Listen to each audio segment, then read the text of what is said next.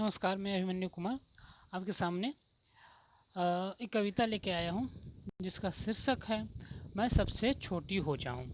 ठीक है। कक्षा छः छः है, 6 क्लास के लिए है, हिंदी CBSE। ठीक है। उसके मैं सबसे छोटी हो जाऊँ जो कविता है उसके लेखक हैं सुमित्रा नंदन पंत। तो उनको देखते हैं, उनके जीवनी एक प्रकार देखते हैं।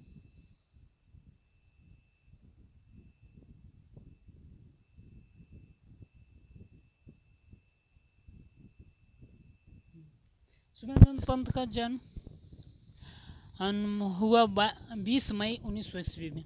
ठीक है। मृत्यु 28 दिसंबर 1977 ईस्वी प्रयागराज में हुआ। उनकी भाषा हिंदी। पुरस्कार ज्ञानपीठ पुरस्कार और पद्म विभूषण से सम्मानित हुए। सुमित्रा नंदन पंत साहित्य के छायावाद युग के 4 स्तंभों में से एक थे। यानी जो सुमित्रा नंदन पंत थे, छायावाद युग है उसके अंतर्गत एक महान कवि के रूप में स्थापित थे। इस युग के जयशंकर प्रसाद, महादेवी वर्मा, सूर्यकांत त्रिपाठी, निराला और राम कुमार वर्मा जैसे कवि का युग कहा जाता है। उनका जन्म कुसौनी बागेश्वर में हुआ था। अब इसकी देखते हैं चैप्टर जो कविता है।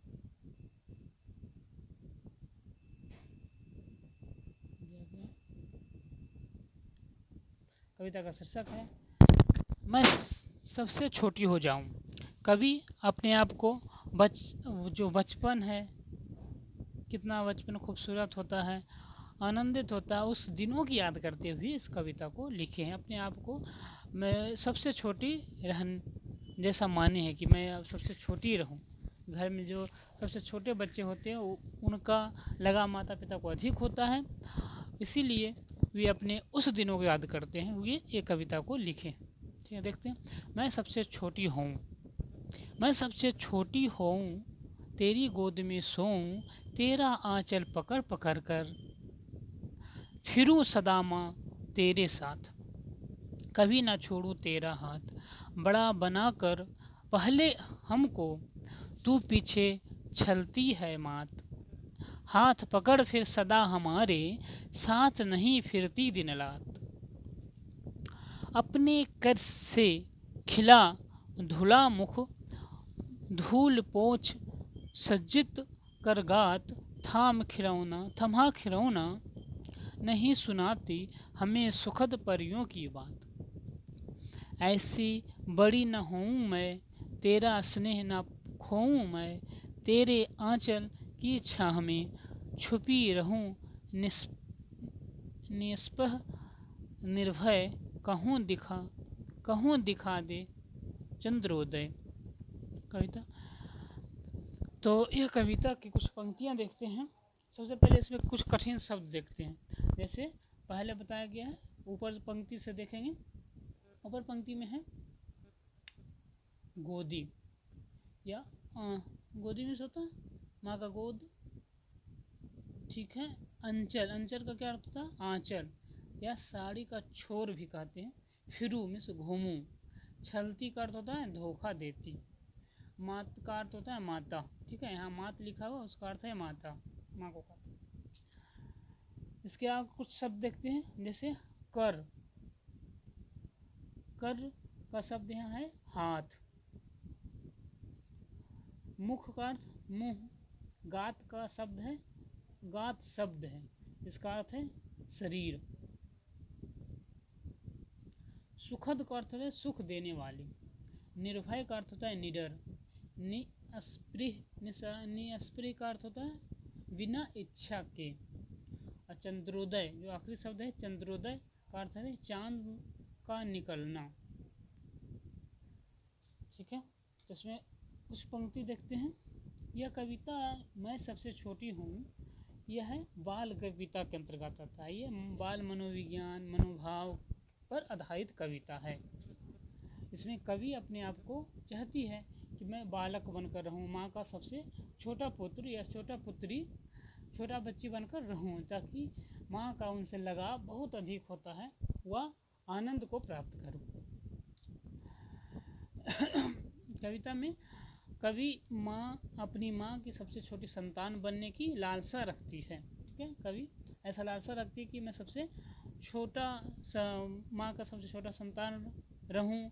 वह छोटी संतान बनकर लंबे समय तक अपनी माँ से प्यार पाना चाहती है और छोटी रहकर अपनी माँ की गोद में सोना चाहती है, माँ का आंचल पकड़कर हमेशा साथ रहना चाहती है, या बड़ी होकर माँ से अलग नहीं होना चाहती है। यानी बड़ी होने के बाद माँ से अलग होती है, वह उस नहीं होना चाहती है। उसे डर है कि बड़े हो जाने पर माँ उसके साथ नहीं रहेगी, वह अपने हाथों से नहीं खिलाएगी और उसे हाथ मुंह धोकर नहीं सजाएगी।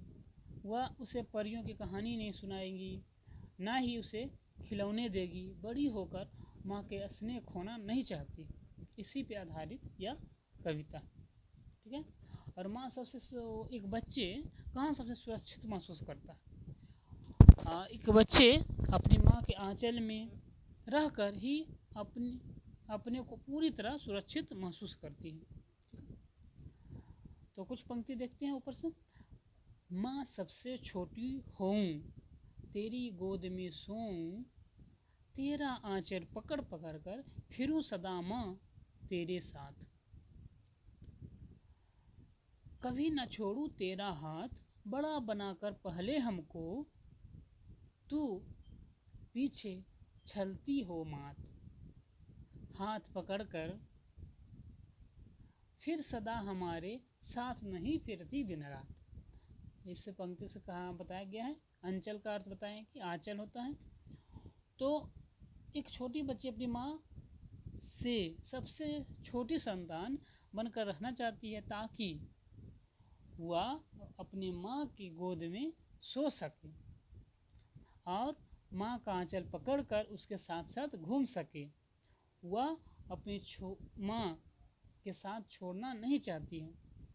बच्ची के मन में हमेशा छोटी बनकर रहना पसंद है, ताकि वे माँ के साथ कभी ना छूटे। यानी कि वह माँ का प्यार पाना चाहती है और बड़ी होकर उसे माँ अलग कर देती है, क्योंकि वो खुद अपना ध्यान रखने लगती है जब बच्चे थोड़ा बड़े होते हैं।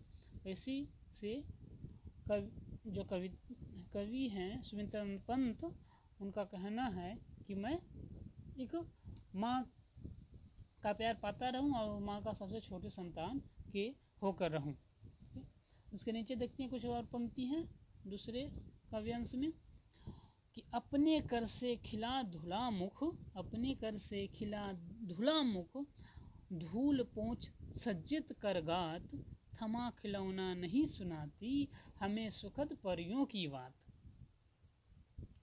ऐसे बड़ी न होऊं मैं, तेरा स्नेह न खोऊं मैं, तेरे आंचल की छाह में छुपी रहूं निस्पृह निर्भय, कहूं दिखा दे चंद्रोदय। ठीक है, तो दूसरे पंक्ति में देख रहे थे कि शुरू होता है अपने कर से। अपने कर का अर्थ बताएं, कर का अर्थ यहाँ हाथ है। तो कवि कहते हैं कि एक छोटी सी बच्ची अपनी माँ की सबसे छोटी संतान बनकर रहना चाहती है, ताकि